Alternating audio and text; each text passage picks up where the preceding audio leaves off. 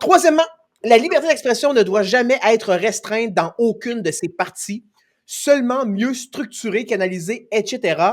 Par exemple, via la création des salons Cute Things et le Fight Club. Donc là, Hugo, je vais prendre un petit 2-3 minutes pour expliquer de quoi il est question ici, parce que c'est vraiment important. Écoute, il y a eu, et ça c'était à mon sens, en lien avec le post Facebook qu'on a lu d'entrée de jeu pour présenter le thème de ce soir de Geneviève Jacques.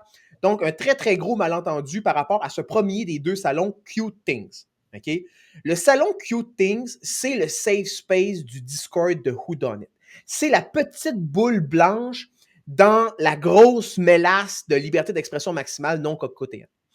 Et ce salon-là vous permet de prendre un break. Si, mettons, vous n'êtes pas Hugo Girard, Jesse Marasco et Jérôme Bouchard vous ont teamsté. C'est tout ça le terme, Hugo, teamsté? Genre, ils vous ont gangbangé pendant une bonne heure, vous êtes épuisé moralement, vous êtes sur le point de craquer, vous songez même à quitter, à revenir, quitter, revenir le Discord dans les prochains jours.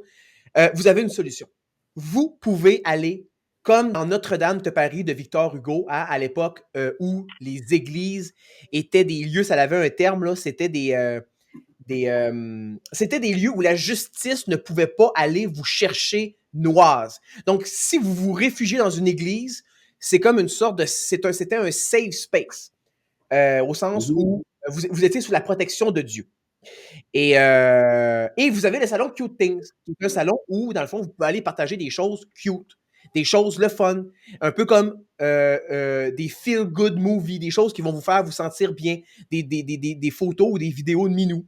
Et évidemment, c'est le seul salon sur lequel il y a de la modération sur l'entièreté du Discord.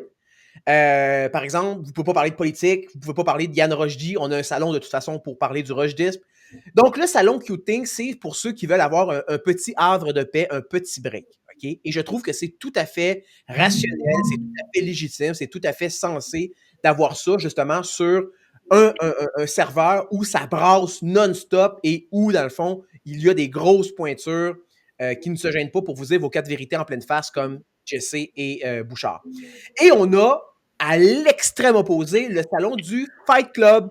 Et ça, j'en ai déjà parlé. Donc, le Fight Club, c'est si, mettons, dans un fil d'enquête ou dans un autre salon, par un hasard conversationnel, vous discutez avec quelqu'un puis vous vous rendez compte que la personne est à radote n'importe quoi ou que ça fait pas de sens ce qu'elle dit ou peu importe. Et là, dans le fond, vous commencez à vous pogner, ça commence à chauffer.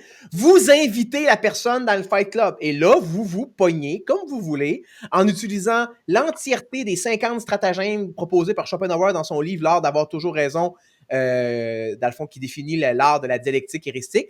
Vous vous faites plaisir. Vous y allez avec des insultes, des injures, de la diffamation. Quelqu'un qui accepte de se rendre dans le Fight Club a signé pour ça. Et Jérôme Bouchard, doit-on le rappeler, est le final boss du Fight Club jusqu'à ce jour. Donc c'est ça l'idée ici, c'est de se dire, on ne devrait pas rien censurer, mais on devrait juste mieux organiser la structure de l'espace public. Si par exemple, on parle de l'espace public et non pas d'une situation privée, où ça pourrait être le Discord, c'est pas tant une question de censurer des gens, c'est de leur permettre d'avoir certains comportements conversationnels dans des salons fermés réservé à ça. Donc, si vous avez envie d'être virulent, allez dans le Fight Club. Et faites pas ça dans les autres salons. Qu'est-ce que t'en penses, Hugo? Ben, moi, je pense que oui, c'est une bonne... De toute façon, pour moi, peu importe l'approche qui est toujours la bonne pour moi, c'est que les choses soient cartes sur table, qui soient claires, puis que ça soit... c'est-à-dire que si tu annonces une liberté d'expression totale, comme par exemple, comme l'Occident, disons, on va dire l'Occident, c'est ce qui est dérangeant, c'est l'hypocrisie. C'est-à-dire qu'on dit c'est la liberté d'expression, puis non.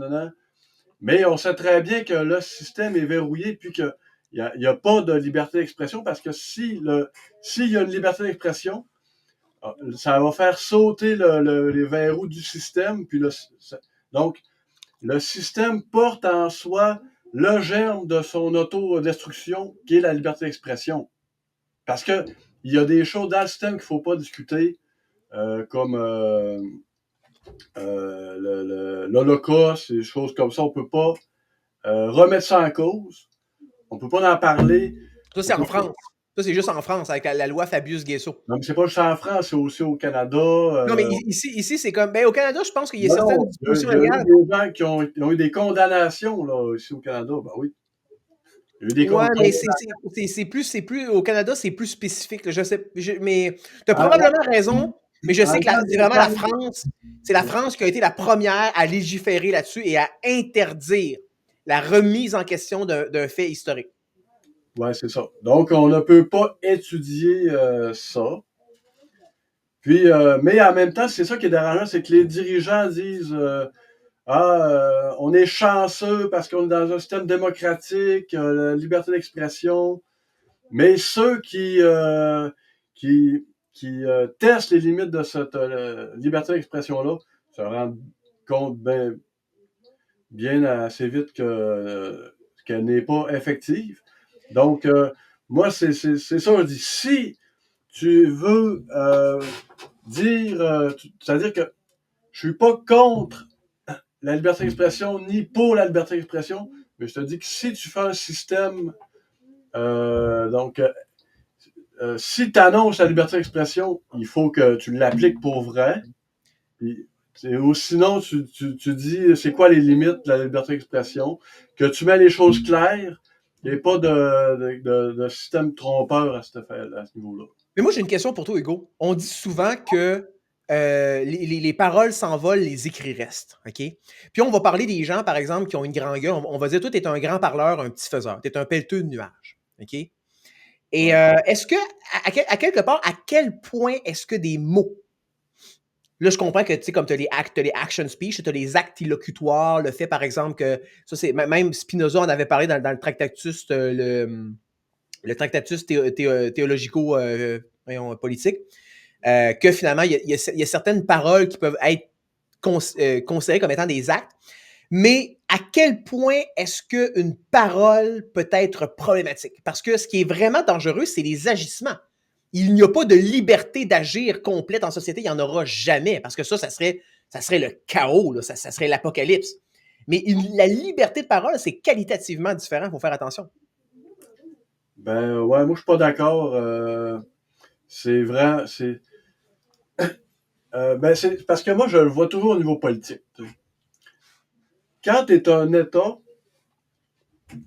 il faut que tu fasses attention autant, sinon plus, à ce qui se dit. Parce que il faut que tu saches exactement de quoi les citoyens parlent. Parce que le danger, il vient de là. Mm-hmm. Ça commence avec les mots. Parce que les actions criminelles ou menaçantes pour un système, ça va commencer avec des mots. Ça va Mais commencer avec Spinoza, des mots dans les réseaux sociaux, le dans même Spinoza, les bars.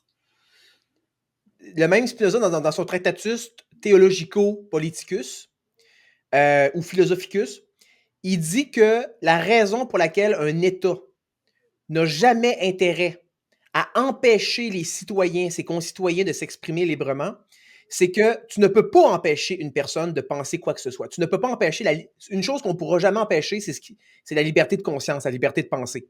Kierkegaard en parle également dans les aphorismes introductifs à son livre Ou bien, ou bien. Mm-hmm. Quand tu empêches un citoyen d'exprimer librement son querellage, d'exprimer librement ses critiques, ses retenues contre le système au pouvoir ou contre la société, peu importe, par exemple au travers de manifestations et tout ça, c'est qu'il va le faire, mais dans ton dos.